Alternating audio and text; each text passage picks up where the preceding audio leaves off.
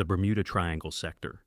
In December 1945, 5 U.S. Navy bombers lifted off from Fort Lauderdale, Florida, for what should have been a routine training mission over the Atlantic.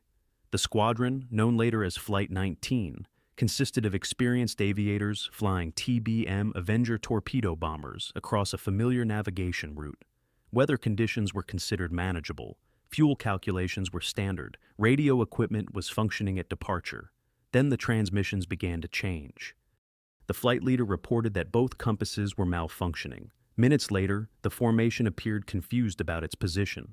One pilot stated they could no longer identify land. Another voice, captured in fragmented radio logs, described the ocean below as looking wrong. Ground control attempted to steer them west toward Florida, but the responses grew increasingly uncertain. By nightfall, all 5 aircraft had vanished.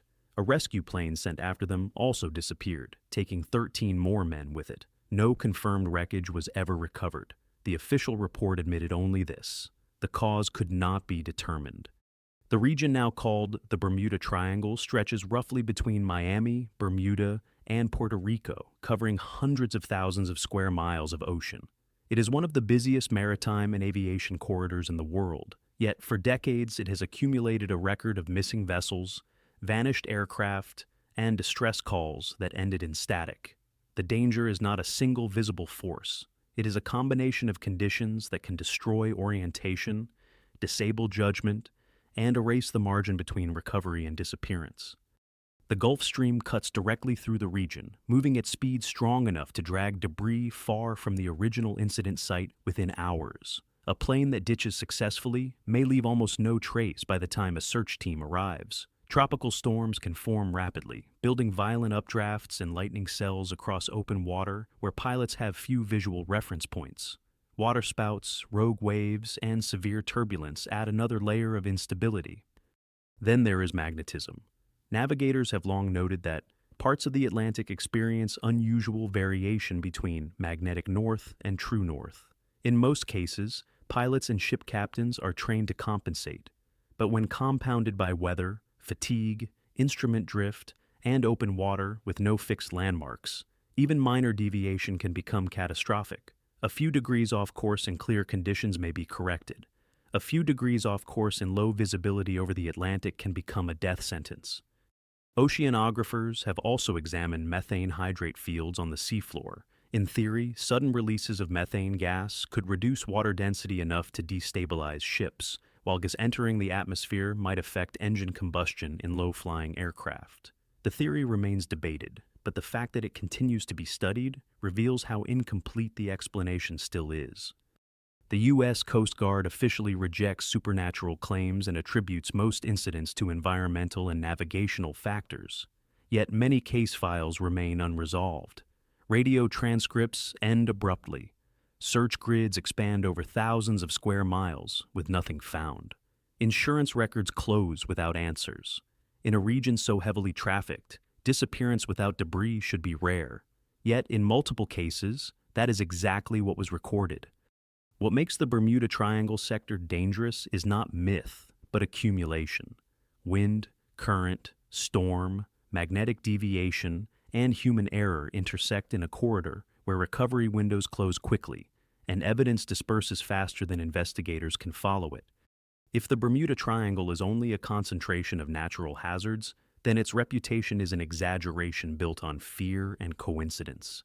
But if experienced crews can still vanish in a zone mapped, monitored, and crossed every day, then the real threat may not be mystery itself.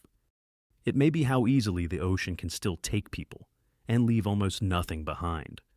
The North Sentinel Island. In 2018, a small fishing vessel drifted too close to the shores of North Sentinel Island, a heavily forested landmass in the Bay of Bengal.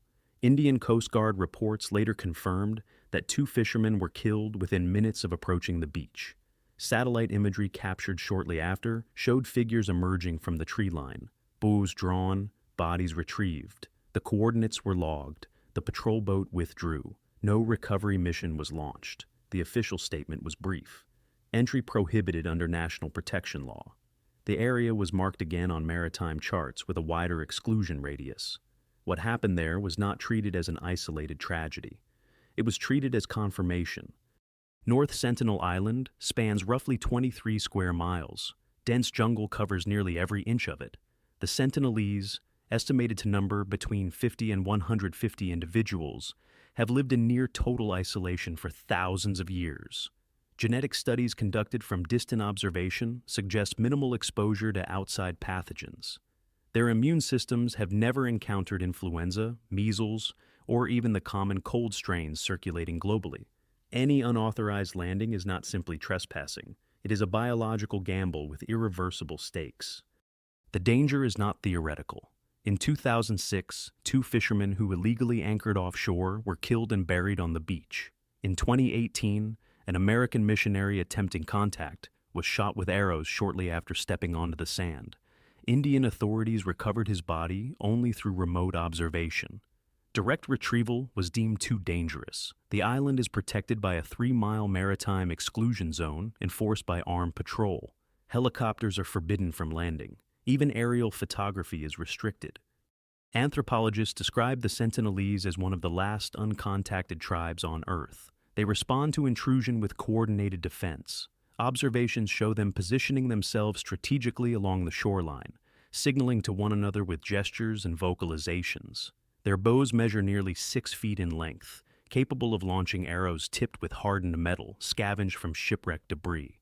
Tests conducted on recovered arrowheads indicate penetration force sufficient to pierce light marine hull plating at close range. A single arrow strike to the torso would likely be fatal without immediate trauma care. Yet, the more lethal threat may not come from their weapons. It may come from us. Epidemiologists have warned that even brief exposure to an outsider could introduce pathogens with mortality rates exceeding 50% within such an isolated gene pool. In previous historical cases of first contact in other regions, entire indigenous populations collapsed within a generation due to disease alone. North Sentinel Island is not just geographically isolated, it is immunologically sealed. The Indian government has classified the island under the Andaman and Nicobar Protection of Aboriginal Tribes regulation. Unauthorized approach carries prison sentences. Coast Guard vessels intercept boats long before they reach visible shore. Reports of attempted documentation have quietly disappeared from media archives. Independent filmmakers have been denied permits without explanation.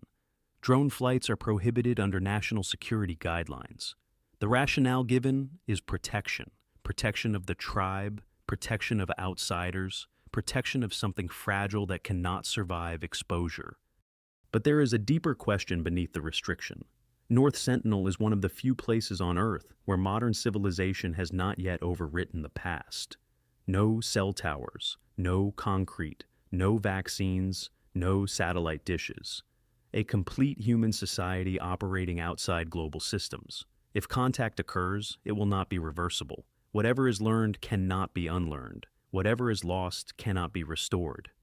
Satellite images still show smoke rising from cooking fires deep within the canopy. Small clearings appear and disappear over time. The tribe continues, untouched, watching the horizon. The perimeter remains enforced. The patrol boats remain. The warnings remain. If isolation is the only reason the island is forbidden, then the ban is a humanitarian necessity. But if the last uncontacted civilization on Earth represents something more, a living control group untouched by modern influence, then crossing that shoreline would not just risk lives. It would erase the final reference point of what humanity once was. The Snake Island. In 1909, when Brazilian authorities automated the lighthouse on a small island roughly 20 miles off the coast of São Paulo, the last lighthouse keeper and his family were quietly evacuated. Official records cite environmental hazards. Unofficial accounts describe something far more immediate.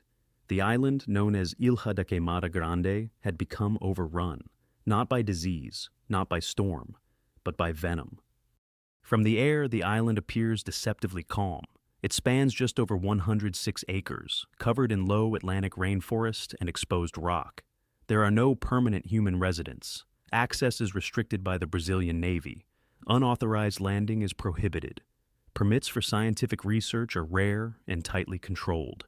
The reason is simple. This is the only known habitat of the golden lancehead viper, one of the most venomous snakes on Earth. Population density estimates vary, but conservative ecological surveys have recorded one snake per square meter in certain zones during peak seasons. That translates to thousands of venomous reptiles concentrated on a landmass smaller than many city parks. The golden lancehead evolved in isolation after rising sea levels separated the island from mainland Brazil approximately 11,000 years ago. With no large predators and limited prey, natural selection intensified its venom potency. The toxin is hemotoxic, attacking blood cells and tissue. It causes rapid swelling, internal bleeding, kidney failure, and necrosis at the bite site. In controlled laboratory analysis, its venom has demonstrated potency several times greater than its mainland relatives. The danger lies not only in toxicity, but in proximity. Unlike many snake species that avoid human presence, the golden lancehead often occupies low vegetation and ground cover along natural walking paths. Researchers who have stepped onto the island report constant movement in peripheral vision, snakes hanging from branches, snakes coiled beneath rocks, snakes concealed in leaf litter. Protective gear reduces risk but does not eliminate it. A single misstep can result in envenomation within seconds. Medical response time would be critical. Yet, there is no hospital, no anti-venom stored on site. The nearest mainland emergency facility is nearly an hour away by high-speed boat under optimal conditions. Severe envenomation can lead to systemic collapse well before that window closes. Historical accounts from early lighthouse staff mention multiple fatal incidents, though documentation is sparse and often fragmented. Some reports suggest that entire livestock shipments sent temporarily to the island perished within days. The Brazilian government enforces access restrictions under environmental protection law.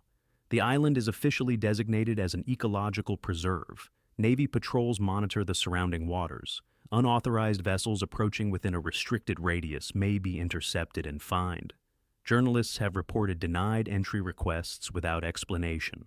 Amateur explorers attempting to document the island have had footage confiscated. The stated purpose is conservation, to protect a critically endangered species, to prevent illegal wildlife trafficking. Yet the quarantine serves another function.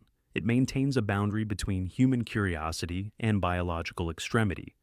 Ilha da Queimada Grande is not merely dangerous terrain. It is a contained evolutionary experiment, a place where nature optimized lethality in isolation. Entering that ecosystem is not like hiking through a forest. It is stepping into a concentrated adaptive weapon shaped by thousands of years of environmental pressure. Satellite imagery reveals the island's canopy shifting seasonally. Thermal scans show irregular heat signatures moving across open rock at dusk. The lighthouse still stands, automated and silent. No permanent staff. No maintenance crew stationed overnight. Only periodic, tightly controlled visits under armed supervision. If the quarantine exists solely to protect a rare species, then the restrictions are justified. But if the island represents a biological threshold, a point where evolution crossed into something too efficient for coexistence, then the prohibition becomes more than ecological policy. It becomes containment. The Death Valley Heat Basin. In July 1913, at a remote weather station called Furnace Creek in eastern California, a temperature was recorded that still hangs over the valley like a warning no one can erase. The reading reached 134 degrees Fahrenheit. The number entered meteorological history, but the real significance was not statistical. It was physical.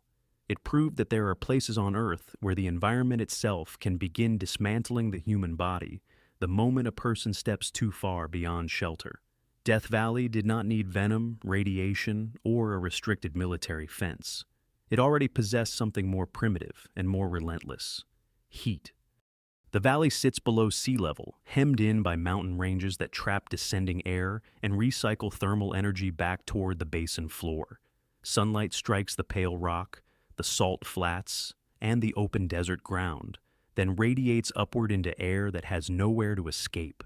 By midday in peak summer, the basin becomes less like a landscape and more like an open furnace. Surface temperatures on exposed ground can climb high enough to blister skin through thin clothing and soften the rubber of cheap footwear. Metal door handles become untouchable. Vehicle interiors become chambers of concentrated heat within minutes.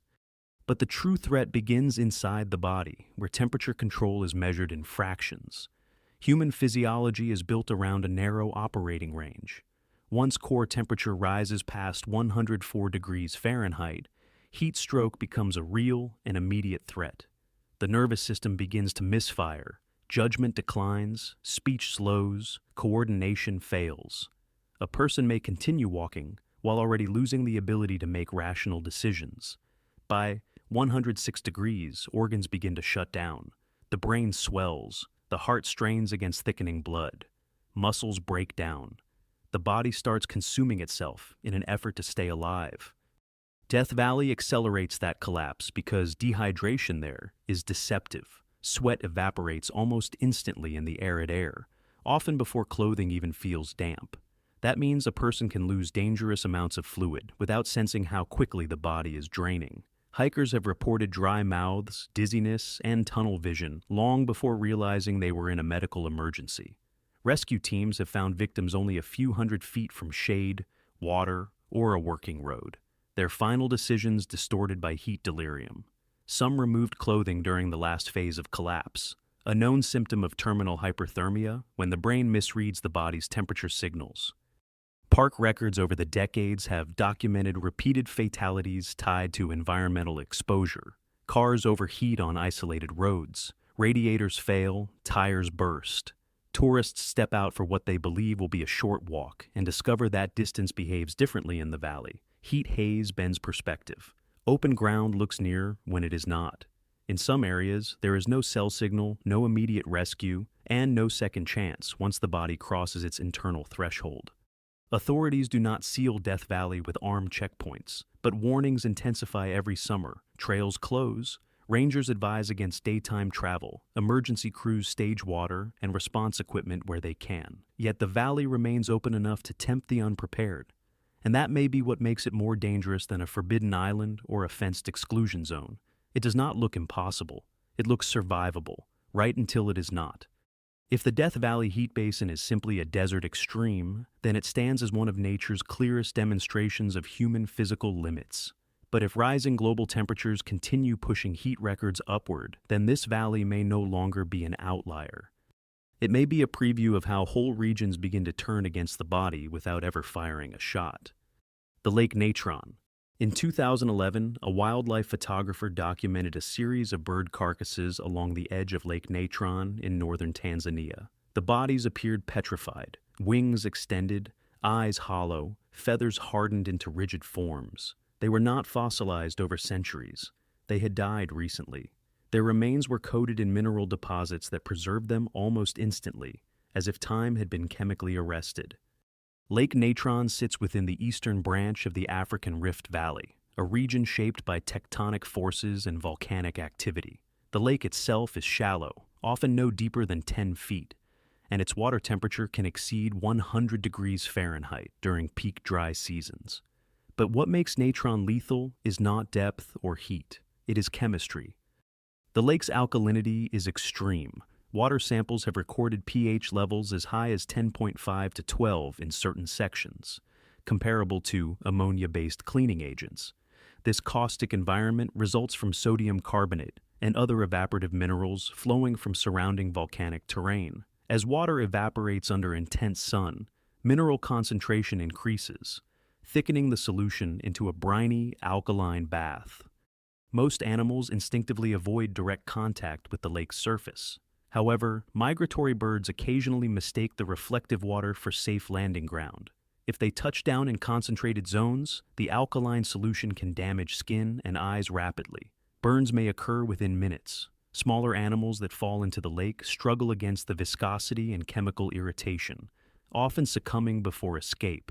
Once dead, their bodies become encrusted in salt deposits as the water recedes, preserving their posture in eerie detail.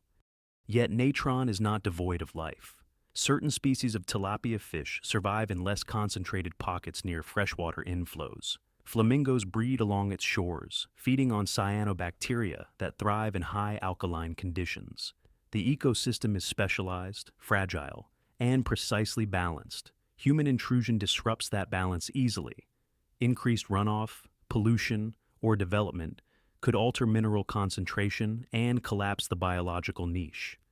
The Tanzanian government has designated portions of the lake as protected habitat. Industrial development proposals have faced international opposition. Access is permitted but limited in sensitive breeding zones. There are no fences, no armed patrols, but the environment itself acts as deterrent. What makes Lake Natron unsettling is its duality. It supports life adapted to its chemistry, yet punishes anything unprepared. The water appears calm, tinted pink by microbial blooms. The shoreline stretches open beneath wide African sky. There are no warning signs visible from a distance. The danger is molecular, the reaction between tissue and alkaline solution.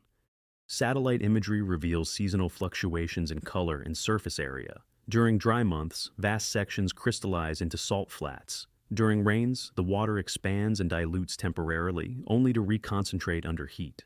Monitoring data from certain years has not been fully published, particularly concerning mineral saturation trends and tectonic microactivity beneath the basin.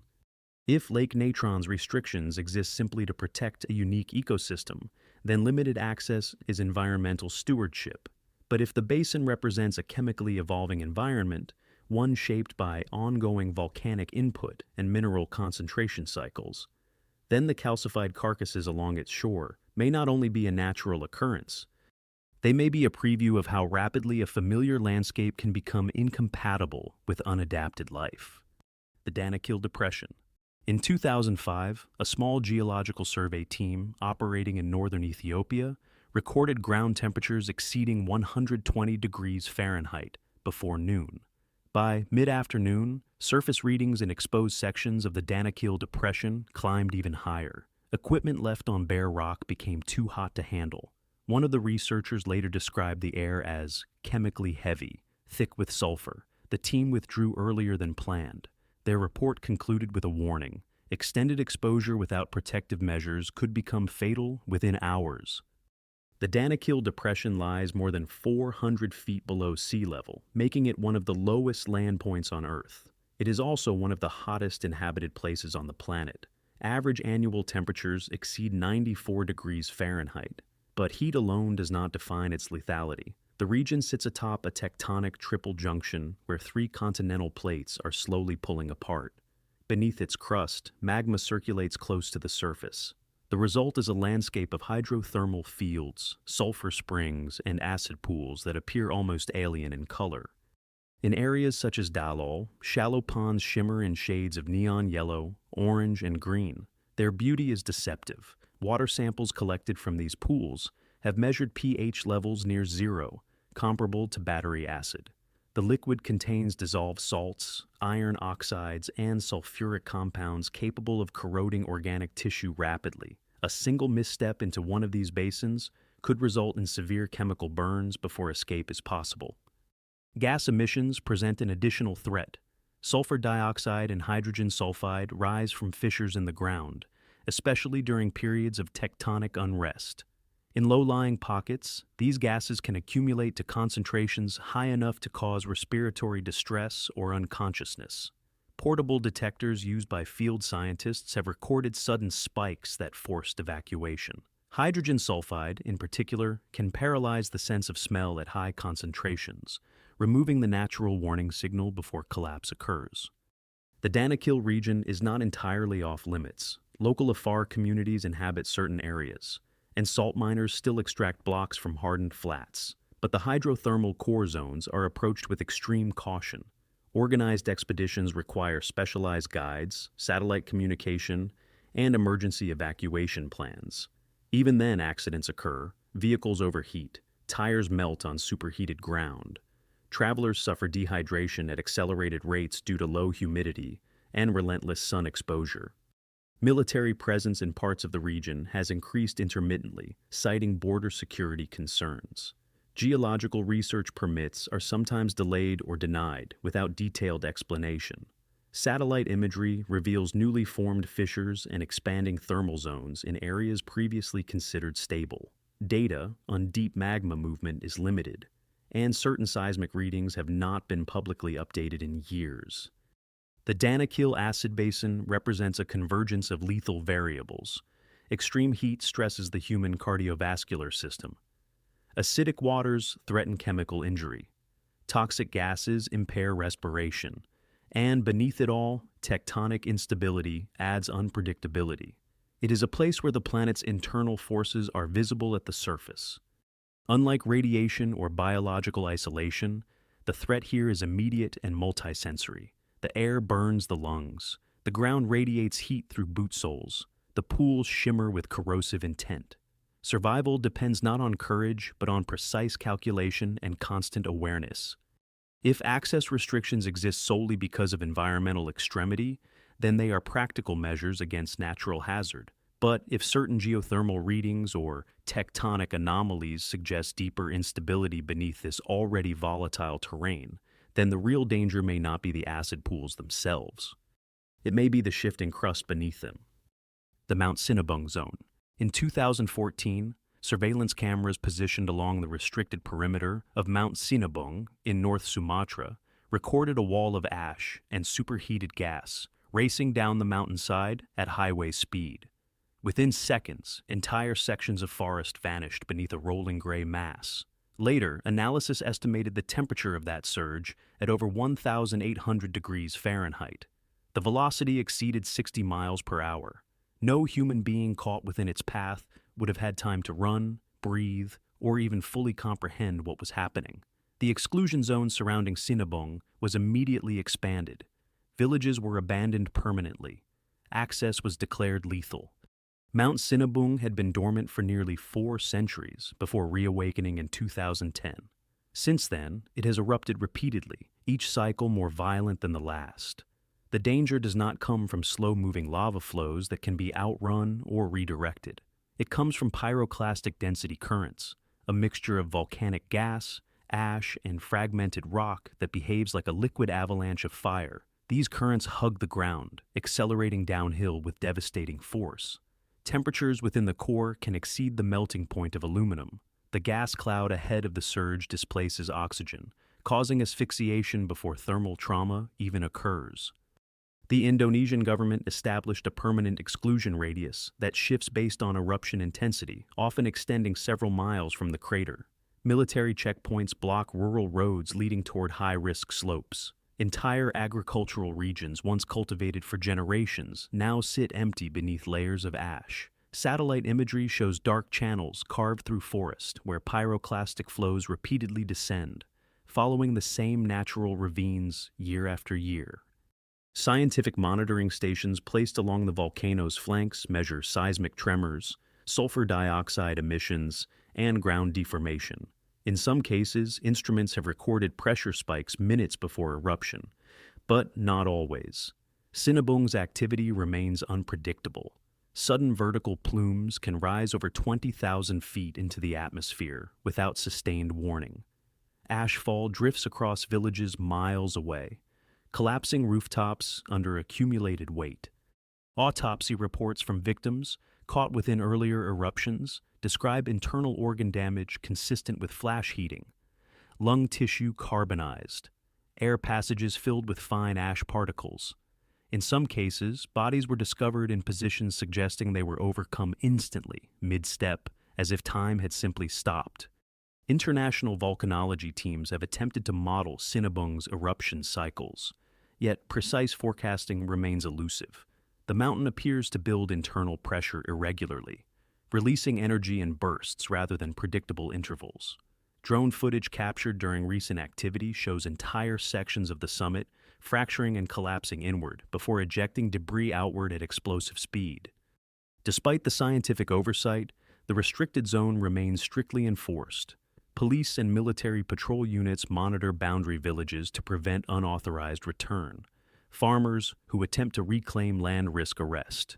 Tourists are barred completely. The official reason is public safety. The mountain cannot be controlled. The risk is absolute. But Sinabung represents something deeper than a volatile volcano. It is a reminder that certain environments do not allow negotiation. There is no technological buffer between human flesh and thermodynamic extremity. No protective barrier against 1,800-degree gas traveling faster than a sprinting athlete. Once inside the pyroclastic radius, survival probability approaches zero. The slopes remain scarred. The summit continues to emit plumes. Monitoring continues, but control does not. If the exclusion zone exists to protect civilians from natural disaster, then it is a rational boundary. But if an entire region can become uninhabitable overnight due to forces beneath the Earth's crust, forces that build silently over centuries, then the true vulnerability lies not in proximity to the volcano. It lies in the illusion that we ever had control of the ground beneath us. The Bikini Atoll. In 1946, the first atomic device detonated over Bikini Atoll under Operation Crossroads. The blast registered with a yield equivalent to 23 kilotons of TNT. A column of fire rose thousands of feet into the sky. Shock waves rippled across the lagoon. Naval vessels positioned as test targets were vaporized, flipped, or flooded within seconds. But the true danger did not end with the mushroom cloud. It settled silently into the soil, the coral, and the flesh of anything that remained. Between 1946 and 1958, the United States conducted 23 nuclear tests in the Bikini Atoll region. Some were atmospheric, others underwater. One of them, the Castle Bravo test in 1954, exceeded projected yield by more than double, dispersing radioactive fallout across hundreds of square miles. Ash-like particles drifted over inhabited islands downwind. Skin blistered, hair fell out. Children developed burns without ever seeing the explosion. Today, decades later, Bikini Atoll remains largely uninhabited. The lagoon appears calm. Palm trees grow along white sand beaches. But beneath the surface lies what researchers call a residual radiation field. Soil samples have consistently measured elevated levels of cesium-137, a radioactive isotope with a half-life of roughly 30 years. Plutonium-239, far more persistent, remains embedded in sediment with a half-life measured in thousands of years. Though radiation levels have decreased since peak detonation years, certain zones still exceed internationally accepted safety thresholds for long-term habitation. Geiger counters carried by visiting scientific teams have recorded readings several times higher than natural background radiation in specific inland sections. Coconut crabs, once a staple food source, have shown bioaccumulated radioactive isotopes in tissue samples. Studies conducted by independent nuclear scientists concluded that sustained residence on Bikini could increase cancer risk significantly over time. The Marshallese people who were relocated during the tests were told the displacement would be temporary. Some attempted to return decades later. Within years, elevated radiation levels were detected in local produce and drinking water sources. Evacuations followed again. Compensation funds were established. International monitoring continues, but the island remains functionally restricted. Access today requires government authorization. Permanent civilian settlement is discouraged. Environmental cleanup projects have removed contaminated topsoil in limited areas, yet comprehensive decontamination remains impractical. Radiation does not announce itself. It has no odor, no visible color. A person can walk across irradiated ground, swim in contaminated water, and feel nothing unusual. Damage occurs at the cellular level. DNA, strands fractured by invisible particles. Military archives detailing exact fallout dispersion patterns were partially declassified years later. However, some mapping data remains redacted. Researchers have questioned whether all contamination zones were fully disclosed. Satellite imagery still shows structures abandoned mid-construction. Concrete foundations stand empty. The island exists in a suspended state, not destroyed, but not safe. What makes Bikini uniquely unsettling is that its danger was engineered. Unlike volcanic eruption or biological isolation, this exclusion zone was created deliberately. A remote atoll transformed into a testing ground for weapons capable of altering planetary equilibrium. The lagoon still reflects the sky. Fish still swim through coral reefs, but beneath that tranquility lingers a measurable residue of human ambition. If the restriction exists purely because radiation persists, then the boundary is scientific necessity. But if entire ecosystems can be rendered unsafe for generations by a handful of controlled detonations, then the real hazard is not confined to a Pacific atoll. It is the knowledge that such zones can be created anywhere, the Red Forest. In April 1986, reactor number 4 at the Chernobyl nuclear power plant exploded, releasing a radioactive plume that drifted across Europe. But while global headlines focused on evacuation maps and political fallout, a far more concentrated catastrophe unfolded within a 4-square-mile stretch of woodland directly west of the reactor. Within hours of the blast, pine trees turned a deep rust color, needles withered, bark split. Entire stands of forest died in silence. The area became known as the Red Forest. It was bulldozed, buried, and sealed. Access was declared strictly controlled. Some sections remain off-limits even today. The Red Forest received the highest concentration of radioactive fallout from the explosion. Gamma radiation levels in certain sectors initially exceeded 10,000 milliroentgens per hour. At that intensity, prolonged exposure could cause acute radiation sickness within hours. Even decades later, localized hotspots persist where radiation readings spike unpredictably above background levels. Soil samples taken from specific depressions reveal concentrated radionuclide deposits trapped in root systems and sediment layers. Unlike Bikini Atoll, where contamination spread across open coral terrain, the Red Forest became a closed biological chamber. Radioactive particles embedded into bark, leaves, and groundwater. When cleanup crews arrived in protective suits, they did not attempt restoration.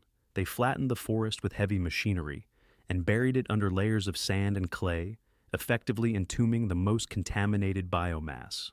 Official documents describe the process as containment. The burial trenches were mapped. Many of those maps were later classified. Wildlife returned over time. Wolves, boar, and deer now roam through the exclusion zone. Camera traps reveal populations adapting in isolation. Some researchers report increased mutation rates in insects and small mammals, abnormal pigmentation, cataracts, reduced fertility in certain species. Other studies suggest wildlife has flourished due to the absence of human presence. The debate remains unresolved. What is certain is that radiation levels remain uneven and unpredictable across the terrain. The inner core of the Red Forest is not part of standard guided tours that now operate on the outskirts of the Chernobyl exclusion zone. Visitors may approach abandoned buildings and paved roads, but deeper forest sectors require special clearance rarely granted. Military-style checkpoints still operate along certain access routes. Dosimeters are mandatory. Time within specific grid sectors is limited to minutes, not hours.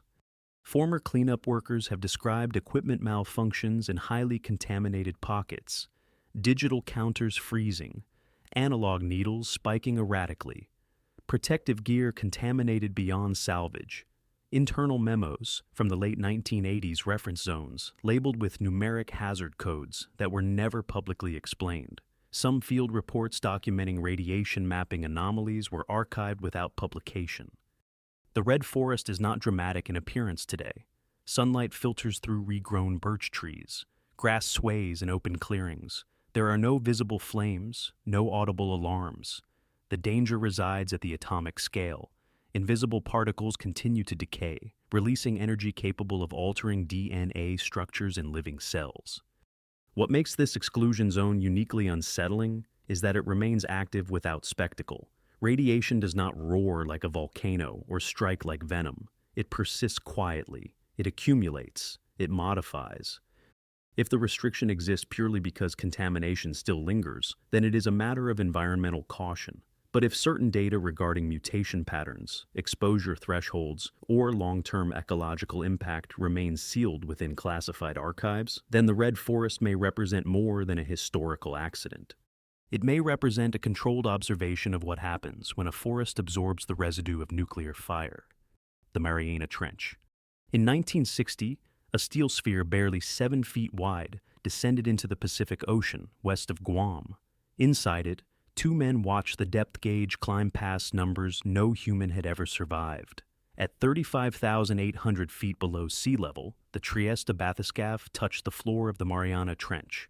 The hull creaked under pressure, exceeding 16,000 pounds per square inch. more than 1,000 times the atmospheric pressure at sea level. If the steel had fractured, even slightly, the implosion would have been instantaneous. There would have been no explosion, only compression. The Mariana Trench stretches over 1,500 miles long, with its deepest point, Challenger Deep, plunging nearly 7 miles beneath the surface. At that depth, sunlight does not penetrate. Temperatures hover just above freezing. Pressure can crush conventional submarines like aluminum cans. Only a handful of crewed descents have ever reached the bottom. Most of what is known comes from remote vehicles operating under extreme risk of mechanical failure. Unlike volcanic zones or radiation fields, there is no official law forbidding entry, yet the descent limit is effectively absolute. Only specially engineered vessels reinforced with thick titanium or steel spheres can survive beyond certain depths. Even then, each dive is a calculated gamble. Electronics malfunction under pressure, fiber optic tethers snap, autonomous drones vanish without trace. Sonar mapping of the trench floor remains incomplete. Certain sectors produce irregular acoustic reflections that researchers struggle to classify. Sediment plumes sometimes appear in areas without visible seismic disturbance. In 2014, an unmanned submersible lost communication minutes after descending into a mapped depression. When retrieved, its outer housing showed no external breach, but internal systems were irreparably damaged. Data logs ended abruptly at 34,900 feet.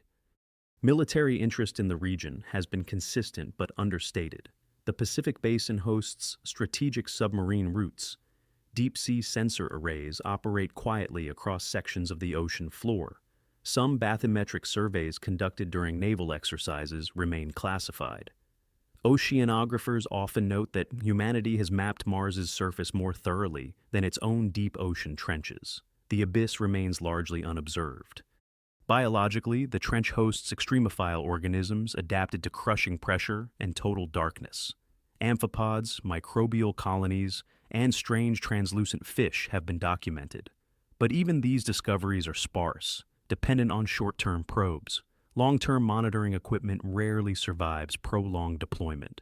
Corrosion, pressure fatigue, and unexplained signal loss limit observation. The Mariana Trench represents the final terrestrial frontier, not because of law, but because of physics. Beyond certain thresholds, material strength becomes the only barrier between life and annihilation. There is no shoreline warning sign, no patrol boat. The ocean itself enforces the boundary. Yet what unsettles researchers is not simply the depth, it is the incompleteness of the record. Vast regions remain unmapped at high resolution.